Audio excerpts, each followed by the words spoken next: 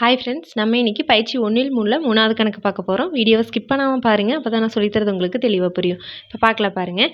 3வது கணக்கு கொடுக்கப்பட்ட சார்பு எஃப், அதாவது x2 x² - 5x + 6 எனில் 4 கொஸ்டின் கேட்டிருக்காங்க. f of -1, f of 2a, f of 2, f of x - 1 ஆகியவற்றை காண்க அப்படின்னு கேட்டிருக்காங்க. ஓகேவா? இப்போ இதெல்லாம் நம்ம கண்டுபிடிக்கணும் அப்படின்னா இதிலிருந்து ஃபஸ்ட்டு f of x எடுத்து எழுதணும் இல்லையா? இப்போ f of x எழுதுனா தான் அந்த எக்ஸுக்கு பதிலாக -1, 2a, 2 இதெல்லாம் கொடுத்து நம்ம ஆன்சர் கொண்டு வர முடியும். இப்போ f of x இதில் ஏது? இப்போ நான் உங்களுக்கு டயக்ராம் போட்டே காட்டுறேன் பாருங்க. அதாவது இது ரஃபாக நான் போடுறேன்.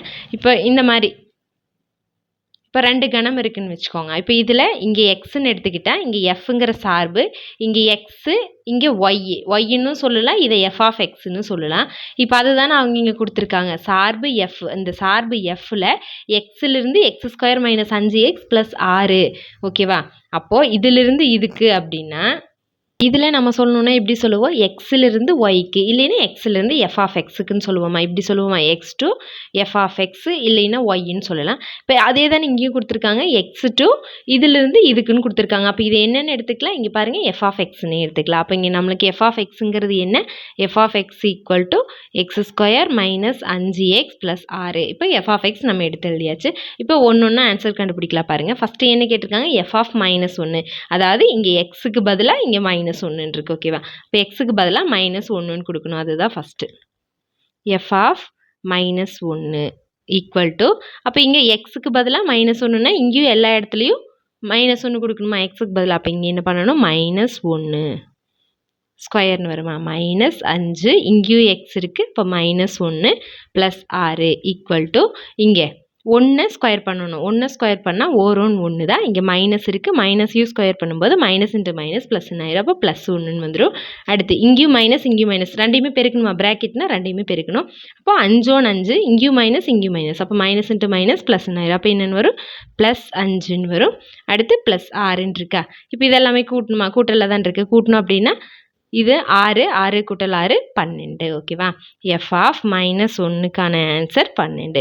இப்போ அடுத்து பாருங்கள், 2வது கொஸ்டின். இதுலையே என்னது, எஃப் ஆஃப் 2a. இப்போ என்ன பண்ணணும், இங்கே எக்ஸுக்கு பதிலாக 2aன்னு கொடுக்கணும். அப்போது பாருங்கள், x², அப்போது 2a² - 5x இருக்குது. அப்போ 2a + 6 ஈக்குவல் டு, இப்போ 2ஐயும் ஸ்கொயர் பண்ணணும், ஏயையும் ஸ்கொயர் பண்ணணும். 2 ஸ்கொயர் பண்ணால் 2 2 4, ஏவை ஸ்கொயர் பண்ணால் a². அடுத்து மைனஸ், இங்கே பெருக்கணுமா? i2 10 ஏன்னு இருக்குது. அப்போ 10 வரும். +6. அவ்வளோதான். இதுதான் என்னது, எஃப் ஆஃப் 2a. அடுத்து இதுலேயே மூணாவது என்ன கேட்டிருக்காங்க அப்படின்னா, எஃப் ஆஃப் 2. ஓகேவா? இங்கே எக்ஸுக்கு பதிலாக 2ன்னு கொடுக்கணும். அப்போ x² - 2² -5 எக்ஸ்னா 2 + 6 ஈக்குவல் டு, 2 ஸ்கொயர்னா 2 2 4, -i2 10 +6. இப்போ பாருங்கள், இந்த ரெண்டையும் கூட்டணும் அப்படின்னா 10, 10லிருந்து 10 வருமா? -10ன்னு வருமா? 10 - 10 ஈக்குவல் டு 0ன்னு வரும். அடுத்து நாலாவது எஃப் ஆஃப் எக்ஸ் - 1. ஓகேவா?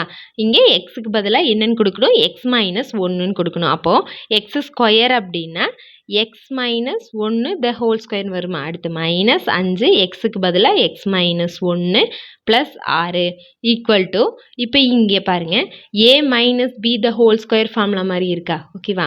அப்போ எப்படி பிரித்து எழுதுவோம்? a - b the whole square formula என்ன? a - b the whole square equal to a² + b² - 2ab. இதுதான் ஃபார்முலாவா? ஓகே. அப்போ அதே மாதிரி இதை பிரித்து எழுதணும் பாருங்கள். அப்போ ஏக்கு பதிலாக இங்கே எக்ஸு, பிக்கு பதிலாக 1. அப்போ a² x² + b² 1 ஸ்கொயர் பண்ணால் 1ன்னு தான் வரும். அடுத்து -2ab.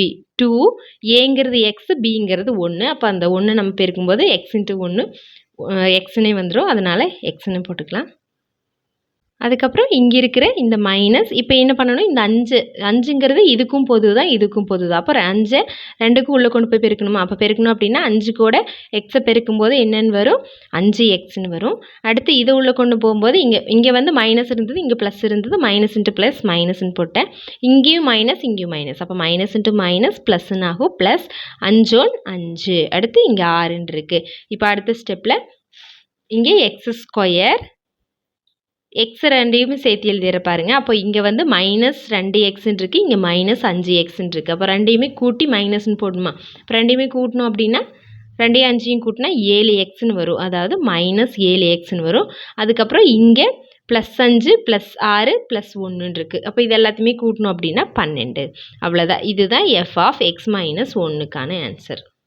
ஓகே ஃப்ரெண்ட்ஸ், நம்ம சேனலில் போடுற வீடியோஸ் உங்களுக்கு ஈஸியாக இருக்குது அப்படின்னா கண்டிப்பாக நம்ம சேனலுக்கு லைக் பண்ணிவிட்டு சப்ஸ்கிரைப் பண்ணுங்கள். அப்படியே உங்கள் ஃப்ரெண்ட்ஸுக்கும் ஷேர் பண்ணுங்கள். தேங்க்யூ.